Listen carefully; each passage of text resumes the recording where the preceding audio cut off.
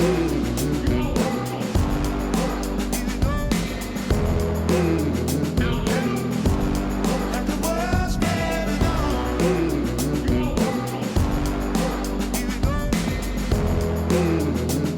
then, everybody, and welcome to the Wedding Mavericks podcast with Lindsay and Jules, a podcast for wedding videographers and photographers where we discuss all aspects of running a business, developing technical knowledge and skills, and pushing your creativity. So we're going to be talking about, in this one, we're going to be talking about where we get clients from, which is kind of the very business-like way to describe marketing. Yeah. But literally is kind of what we do as wedding photographers and videographers. We just find where we're going to get the clients from, don't we? We do. But before we go into that, what have we been up to this week? So we have, you did trampoline park. Trampoline park. With the kids. Yeah. Daddy daycare. Morning. With the boys, yeah. Yeah. Yeah. Which is good. Not great when you've not got a knackered ankle. No, true story. Yeah. And in the current warm temperatures. Bit sweaty. Bit sweaty, yeah.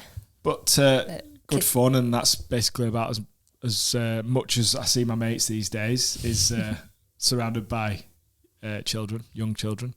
Mine are the oldest, so I've probably got it easiest at this point. Yeah, that's true. Yeah. But that was nice that you did that, because like you say, you don't get to see them that often, and gone are the days of Saturday night. Crazy nights out. Shaky wakey. Yeah, or poker. And or poker games, yeah. It's all trampoline parks and play gyms. And then texting about F1 when the races are on. Yeah. So that started again, isn't it? So you're quite excited about that. I am. And I got to watch it this weekend as well. You did? So it's going to be an exciting season. Very good. What else? So Mother's Day as well, it was. And as a wonderful Mother's Day present, the clock's changed. So an hour less in bed. Yeah, but I gave you, or I tried to give you the morning in bed.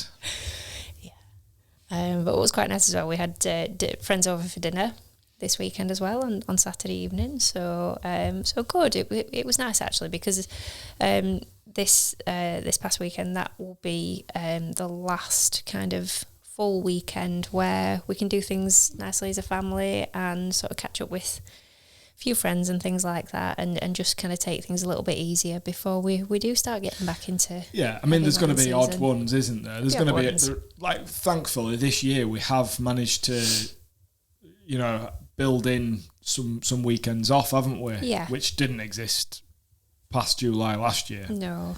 But it's going to be busier, so yeah, those weekends we'll probably just want to do nothing rather than socialise. Yeah. Okay, so you told us there that we're going to be talking about marketing today. Yes. So we're on this little journey. I keep saying this little journey, and we're at a point where we've now got the packages ready. We know who our ideal client is. Our business has its own identity.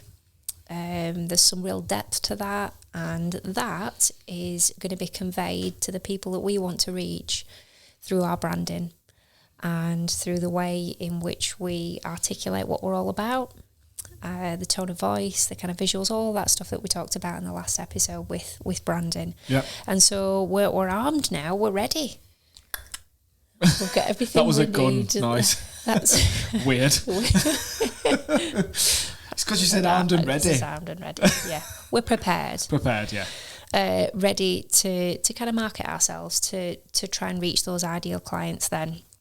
So kind of wanted to start with this one by just focusing a little bit on understanding what marketing is, because again, like with the branding last week, it's easy to kind of assume that it's about one singular thing. So with branding, often there's a misconception that it's just solely to do with a logo that's there. We explain why it isn't, why it's so much more than that. And sometimes actually with marketing, people can sometimes think that it's adverts or it's social media. Yeah. And that's it. Like blanket, it's this or it's that. Just it's that. Those things alone, so, you know, take it a bit further than that. So adverts, social media, you might see billboards, leaflets that are given out, articles in newspapers, things like that. These alone are not marketing. Those things are marketing tactics.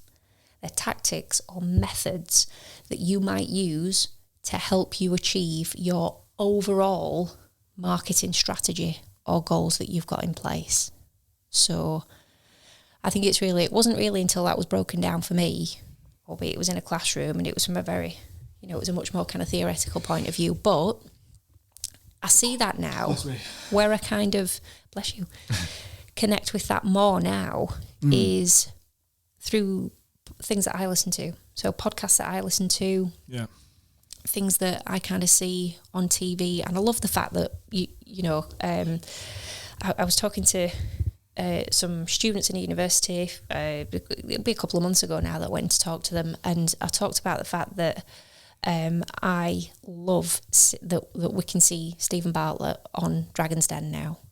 And I've always liked The Apprentice anyway, but, you know, Thursday nights, business nights. I love that there are these programmes that are on television, that these have been long-running programmes. If you think about how long those programmes have been running for. Yeah. But actually, they're trying to appeal to a whole new kind of market of kind of young business owners and entrepreneurs now. And I think that's fantastic. And I love the fact that we can see Bartlett on there because he's one of the ones that we'll listen to. Gary Vee, lots and lots of other people, Ben Francis even, Holly Tucker I love listening to. I could reel all the names off, but the thing about it is that kind of understanding that marketing goes way beyond all of these little tactics, all of these small tactics that different businesses of different sizes and across lots of different industries they all use, but kind of hearing those professionals, those practitioners talk about what a huge part of being able to connect and reach your audience this is. But the fact that actually, don't forget, it's not about your tactics, it's about having your strategy there. Yeah. So whether you as a business owner, whether you choose to actually have written down, and we're seeing it week after week now on Dragon's Den, if you like, they're saying, what's your marketing strategy? And they're pushing back. They're saying, no, you might run a social media campaign, but what's your actual strategy? Yeah, it's because people come in and just say, well, I just want to get some influencers and use social media. And it's almost like they've heard that somewhere. Yeah. But they don't actually know what it means. No. And so that's a tactic, but that's not a strategy. No.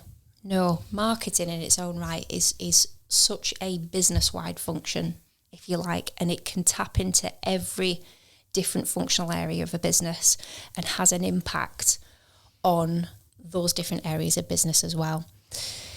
It's more than simply just finding clients for you, people that you hope are going to buy your product or service.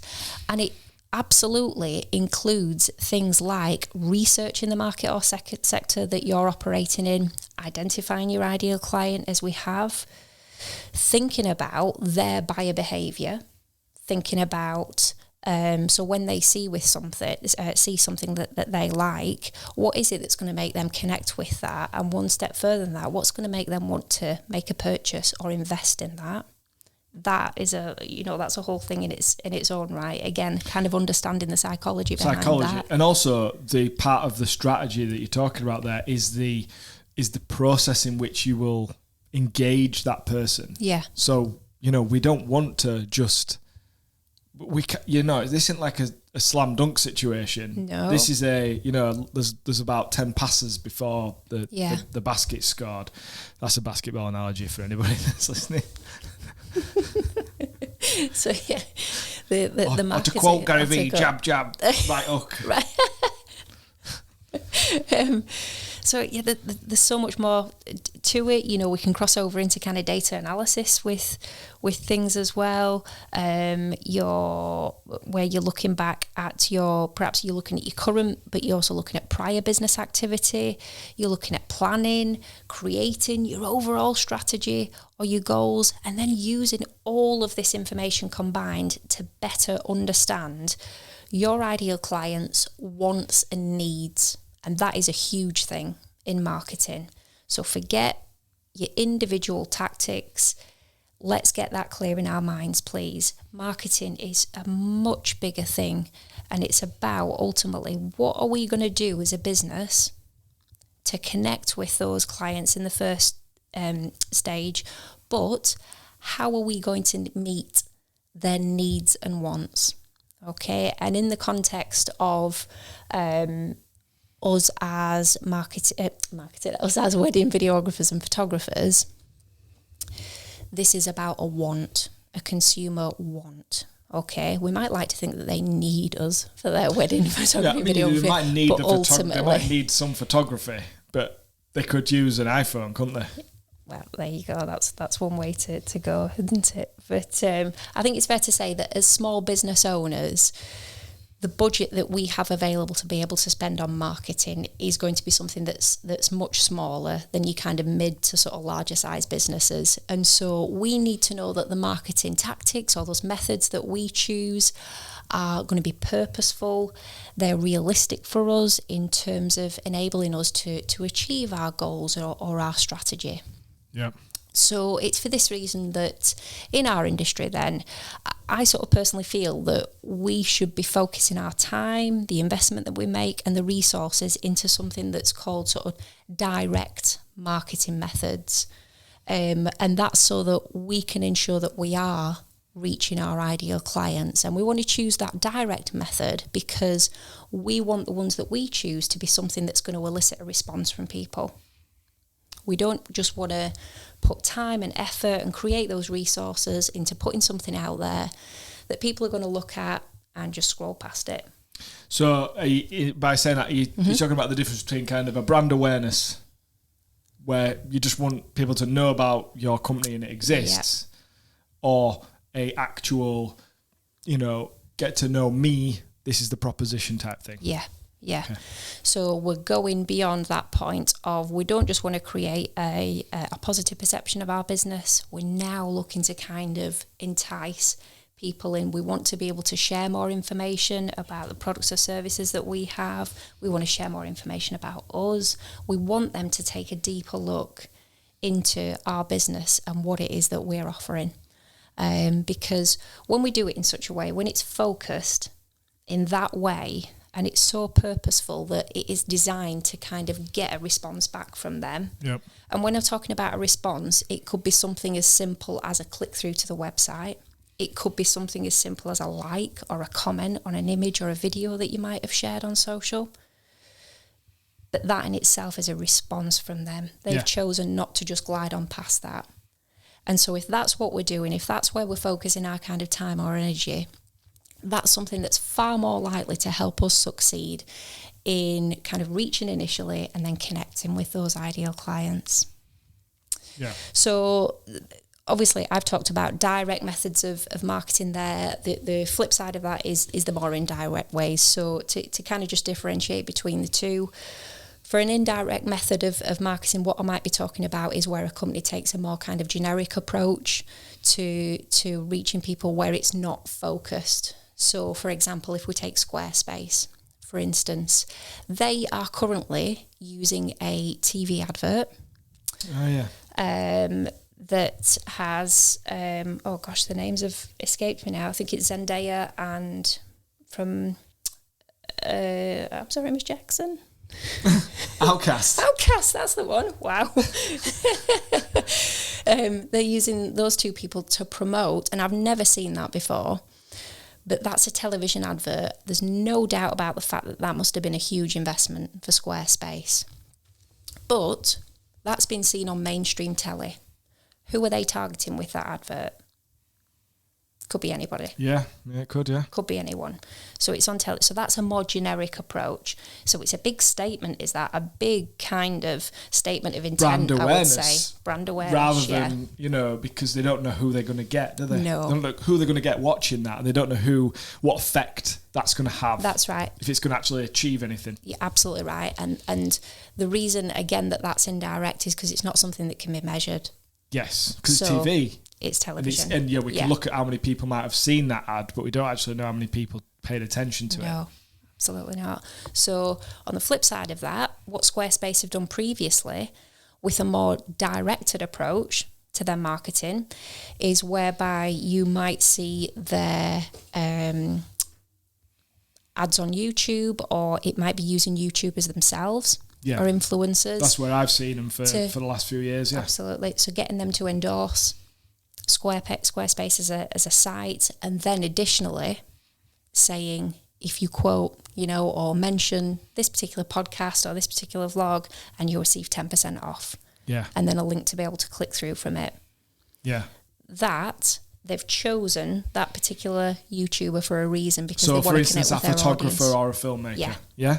I'm sure we can all think of someone who we've followed on YouTube or a podcast we've listened to that's been sponsored by Squarespace. Yeah. Because they've done that as that's been a big push for them, hasn't it? And they've probably invested quite a bit of money into a lot of YouTubers to do that. Yeah. So that's a more direct response. Even more direct still would be like an email newsletter. Yeah. So a mailing list. So then they will have, they'll have those offer emails that they will send out weekly, monthly, whatever it may be. But if you're on the mailing list, they already know that they've had your attention. They've managed to grab your attention previously through one of their marketing tactics. Enough to get that information to be able to hit you directly. Absolutely, yeah. So then if you're going to click through and you're going to make a purchase and use your 10% off offer, that is something that there is tangible in terms of the analytics for them. Yeah. They can measure that. They know exactly where that's come from. So just kind of bearing that sort of in mind, just kind of sort of setting the scene almost there for you of us all just kind of getting our heads around what is marketing then, what's a tactic, what's direct, indirect. Today we just wanted to sort of share some examples of mainly the direct but also some indirect marketing with you, so that you can consider what are going to be the best tactics or methods for you then that you feel are going to help you and your business to reach your ideal clients. Yeah. So we could take each one of these avenues that we're going to discuss to get clients, and we could each one of these that we'll talk about, we could do a whole individual podcast on each one, because when you actually start discussing how something works and what you can do with it, it gets quite an in-depth topic, doesn't it? So we're just going to go through them today, and then we may spend some time in other episodes on specific things. For example, if we take running a social media ad, that's such a huge topic. We don't want to go into the depths of talking about it today, but we will in a future podcast. So if that's something that's of interest to you, or you want to know more about how you're going to use your website to or other things to get that online interaction and people to find you when they do searches and stuff, we'll talk about that. So please, if that's going to be of interest, give the podcast a follow or subscribe, YouTube, etc. So we'll start with the website. And I think the reason to start with the website is because if you haven't got a website, I know that some businesses these days will just run themselves off social media. Yeah. For instance, an Instagram or Facebook page. I think that's a big mistake. I think it's great that you have those things and you use those things. They are huge in terms of interacting with people and marketing to people. But they're not yours. You have no real control over them. Like, those accounts could get stopped at any point, etc. So it's really important, I think, to have your own, place, which you've got. It's somewhere that you can put your work. It's somewhere that you can send your, put across your message. Somewhere where people can find you. Yeah. that is in your control. You know, I mean, not 100%. The internet could go down tomorrow, but you know, these days, unless you've got people don't really have a shop. We're not really using newspaper adverts and stuff these days. So if you've got a small business, you need a website, and I'm sure I don't need to kind of go into any more detail on that. It's pretty obvious to everybody. So how do people find your website? Now, again, I won't go through all the details, but essentially, your website, you can send people to that directly by giving them the address, or you're going to be found on a search engine. And the world's biggest, the search engine everyone knows and basically doesn't call it search engine anymore, they do call it Google, because that is the big one. So SEO is huge. You know, search engine optimization, making sure that you can be found on search engines when people type in a word or a phrase that is relevant to your business and the service that you offer. So, for example, wedding photographer in Yorkshire, wedding photographer London, wedding photographer New York. Those we want to come up in the searches, and ideally we want to come up as high as possible. Yeah. That's the briefest and most basic explanation of search engines that I can give you. Hopefully at this point people are aware of this stuff, but I do get that not everybody does understand all this stuff, so it's worth kind of just mentioning it. Yeah. Go on. Sorry, I was just going to say that there's often people that are within our industry that have been in the industry for a long time who might well be approaching the kind of latter end of their career, but when they started their business, there was a lot less focus, a lot less emphasis and necessity to have that online presence. So equally, it could be not just people starting out, but it could be people that have just been used to working in a different way, that have been a professional in the industry for a long time, and maybe just yet don't have that understanding and awareness. Yeah. So just to run through some really basics, and again, hopefully this isn't talking a different language to people, but the basics of website, really, you want to make sure that you're listed on Google Business and Google Maps, so that if people are searching and it's location based, or they're typing in your business name, that these things are coming up at the top of the searches. And that might sound crazy, but you could have a business name that is fairly unique, and someone could type it in to a search engine and it still might not come up as one of the first listings, simply because you haven't done this properly. You haven't done this stuff in the background. So getting on Google My Business, again, I'm not going to go into this because it's such a big topic, and Google Maps is kind of linked to that, and then that means people are going to find you in your area if that's what they're looking for. And a website really needs to be well laid out. It needs to have calls to actions. It needs to have content that draws people in. And the whole thing is supposed to create an experience, a user experience that builds confidence along with your work. So however you build a website, wherever you kind of, go to do that, they're the basic things. And having a website is key. You need a website, basically. Yeah. And on the back of that, SEO, I would say, until we started really putting into Instagram a bit more, SEO would have probably been our highest. Google searches would have probably come up highest, or as how people found us. Yeah. On that, when you have a contact form or when people inquire with you, you really should be gathering the information about how they're finding you.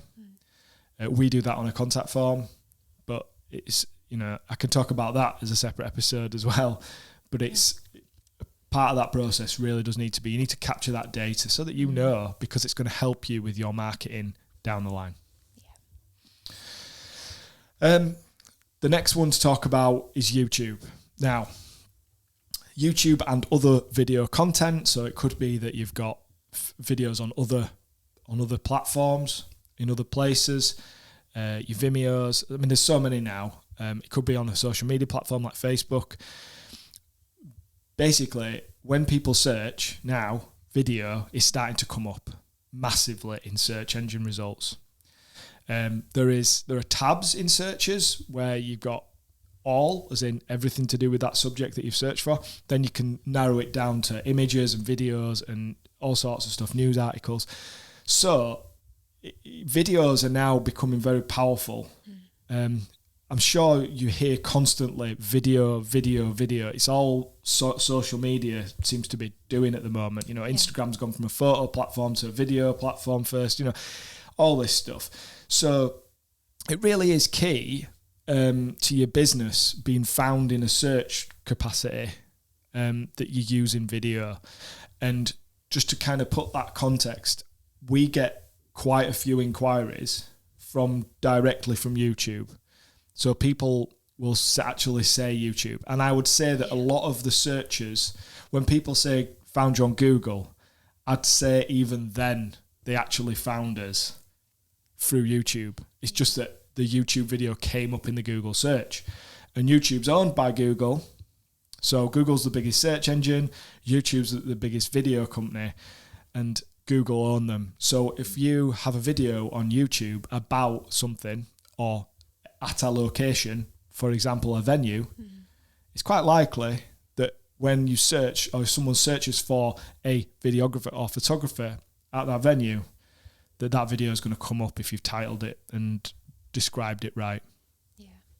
And I would say don't underestimate for a second how far and wide that can reach for you. Now, I would have probably said initially for destination photographers and videographers, that would be a really helpful tool.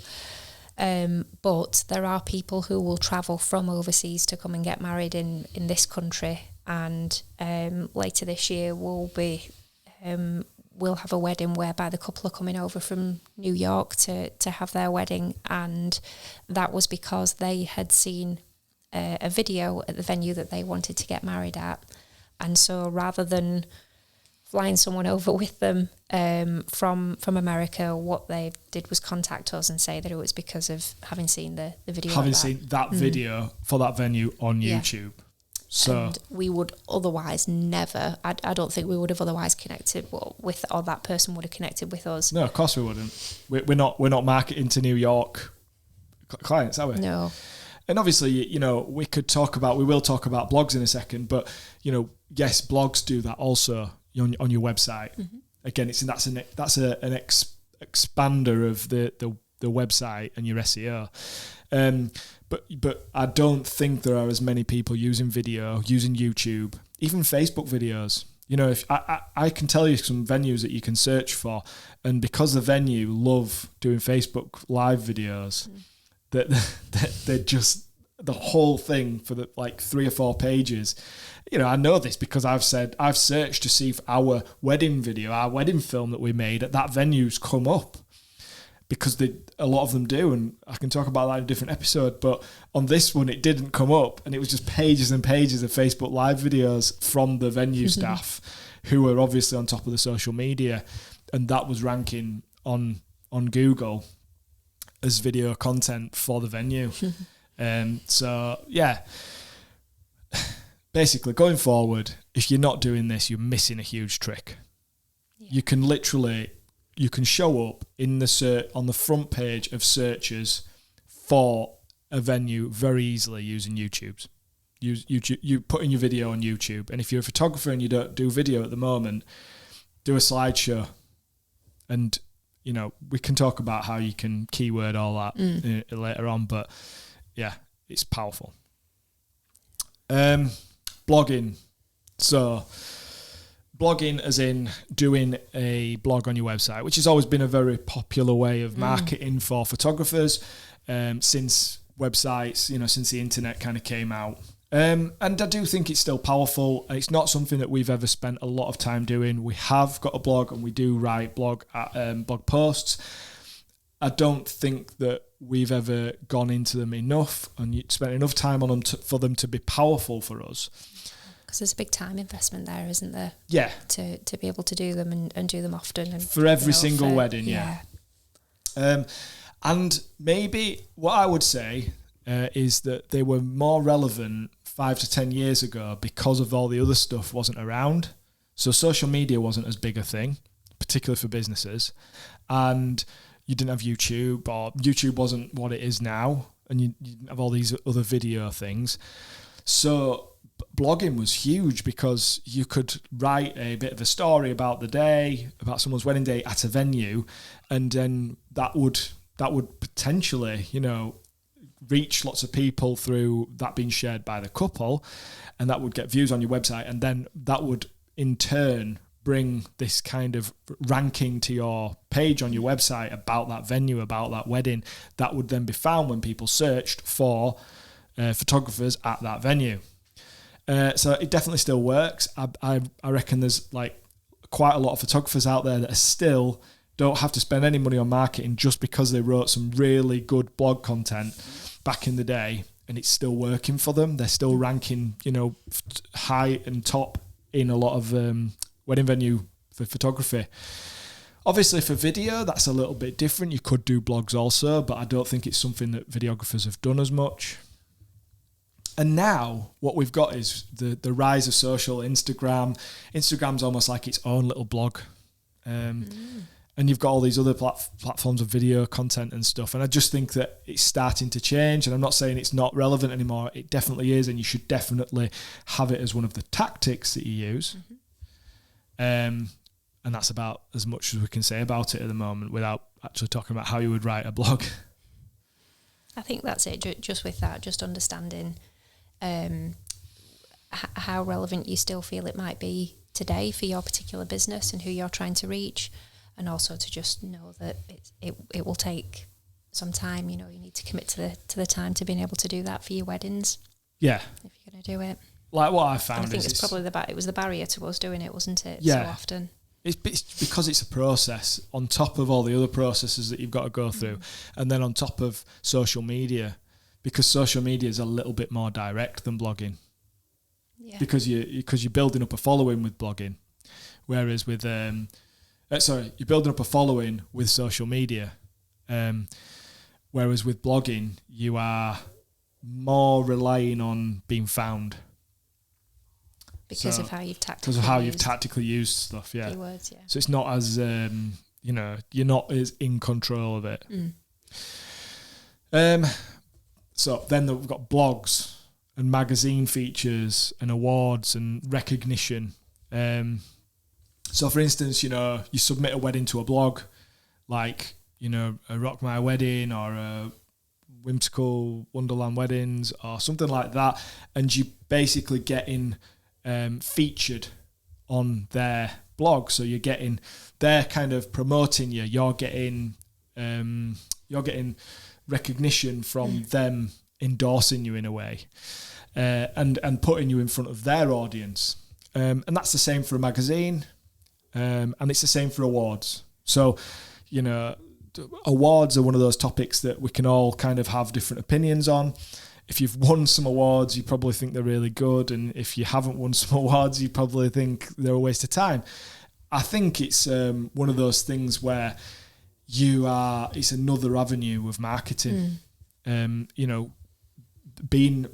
Using someone else's following to grow your own. Or shine a light on what you do.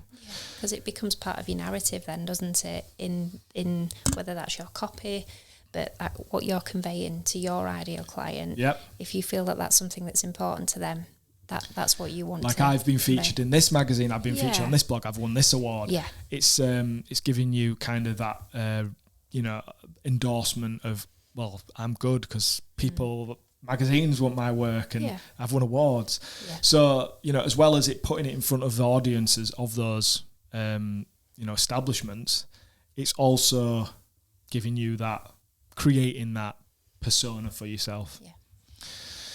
Yeah. Email marketing campaigns. So this is kind of gathering info organically. That you could pay for, like, big companies pay for emails, don't they, to be able to market to. Obviously, that's not going to be applicable to us. So what we're thinking is you put a form on your website, or you have a way of gathering email addresses from people who might be interested in your services. Now with this one, I'm not going to talk about it too much because it's something that we haven't done before, something that we will potentially do in the future. We do it in relation to the Wedding Mavericks website because we know that people who hopefully are listening to the podcast, they might be interested in stuff to do with, wedding photography and videography. Because what we've always thought is, well, if we put one on our wedding videography or photography service website, it's kind of a one-off service, isn't it? So we always just thought, I always just thought people aren't going to necessarily buy, with something like family photography, they might have that every year. Yeah. Whereas it's a kind of one and done situation. Yeah. But I never thought about the potential outside of that. Yeah. And we were having a discussion about this week, weren't we? Yeah. And I suppose for you, it's to consider, are you a service that offers solely wedding photography and videography? Or are there other strands to your business as well? So when you're not offering that particular service, do you offer something like family or portrait photography or lifestyle photography? Or do you work with businesses and do you do product photography or generate content for other businesses? So if I can certainly see on the back of discussions that we've had this week, and I guess when you sort of think about it, how many sort of facets are there to and different strands are there to your business? So that might be something that you would want to consider if you are interested in just raising awareness of the fact that you do have other types of service that you offer too. Yeah, or, maybe people have used you, they still follow you, but they don't go on social very often. But that email, might be the way that they keep connected with you.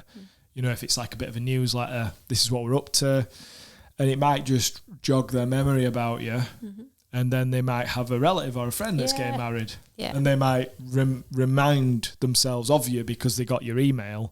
And then when they see the mate or the family member, they go, yeah, have these guys. It's just, it's not necessarily the most powerful one, I would say, for our industry, but it's definitely something to bear in mind and use. Yeah. Something like Bark or Yell. And if you haven't heard of those and we're not going to suggest you use them. That's not something we would use. No. But it's something that you could, and I know some people do. That is basically a company that's going to, like the Yellow Pages essentially, used to be. You pay to be listed on used to be in a book. For anybody who's young enough to not know about the Yellow Pages, they used to basically dump a book on your doorstep that had listings for everything you could think of in there, all sorts of businesses and services. And that's how you would essentially find somebody to do whatever it is you needed doing. And they'd be categorised, so there'd be a photography or a videography category. And I think in the olden days where we didn't have the internet, they were great. The way that these businesses have evolved is to grow on the internet and get into the listings ahead of like individuals because they've got a big site with lots and lots and lots of authority online, so they can target keywords for things and come up in the top of the listings. And then when you click on there, it'll show you all the people in that area. For instance, a wedding videographer in Leeds, near where we live, you would potentially, if you'd paid to be on their site, you would come up on there. I've had Yell try to sell this to us. I'm sure lots of people have. Bark are a newer company that are doing the same sort of thing. To be aware of, that might be a route that you want to go down. Our personal opinion or personal experience of it is that this and the thing that we're about to talk about next, which is directories, they're a little bit more difficult for you to control anything on there. So if you spend money on these things, and like Yell, for instance, I'm sure they were quoting £1,000 or something ridiculous, really? To be listed on there. And it's, the directories, so all the wedding directories. I suppose with Bark or Yell, that's a general business thing. At least with wedding directories, they are they are promoting wedding services to people looking for a wedding service provider. So they're more relevant. But again, you pay money to be listed. It doesn't mean that you're going to get the inquiries. And there are some that are really good and there are some that aren't so good. And I think because we've had some experience of the ones that aren't so good, just puts you off a bit. It puts you off a bit. But then we've also had some experience of ones that are good, and we still are listed on a couple of them that are a more, should we say, niche clientele. So they are more in line with our ideal client. I'm not mentioning names on purpose, but it's like you could have one that is kind of like, hey, all people getting married, all brides and grooms, yeah. And then you can have one that's a bit more focused around a type of couple or a type of wedding. Yeah. So that might be something you want to look at. Pay-per-click, Google Ads. I won't go massively into that, but essentially you pay some money, you put a budget in, and you pay money to be able to come up ahead of people in search engine results. Yeah. And this is a very useful tactic, I would say. Yeah. Huge tactic 10 years ago for people. Yeah. Social media has changed it a little bit, but it's still relevant. Might not be the easiest thing to do. Beware if you're going to get a company to do it for you, because you don't actually know that company aren't going to take your money and squander it and rip you off. So you've got to do your homework on that. And if you're going to do it yourself, I would do it yourself, and I'd just put some time into researching it. Yeah, plenty of tutorials online, isn't there, and mini courses and things like that that can help with that, because it is quite an intricate process. Just knowing all the buttons to select and deselect, and exactly the information that you want to put in there. Definitely. Yeah. And that essentially will